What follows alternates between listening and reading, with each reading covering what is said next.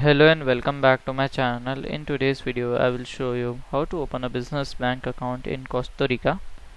Okay, so here I will directly search for here. I will like come and I will directly search for here at 8 banks. We can see the best banks. Okay, so here we can see. So the first bank is your Banco de San Jose. Then we have here the Banco, then Devianda, Costora. Then we have other banks also. Okay, so in this video I'm going to show you how to open a bank account in your Banco San Jose. I will just open here the website. Okay, so to open a business bank account you will likely go to your Enter PC. Then here we can see,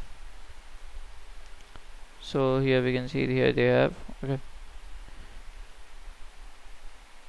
so it like something like this. So here to open a business bank account you have to go to your nearest branch. Okay, so from the nearest branch you can able to open.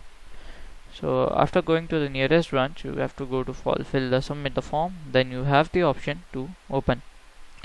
So opening a bank account will be require a minimum age of 18 and you should have a valid ID proof and card for your detail. Okay, so by this you can open it. So here we can see some other detail also. So this is how we can just do. So if you find this video helpful, make sure to like, subscribe and share the video. Thank you for watching.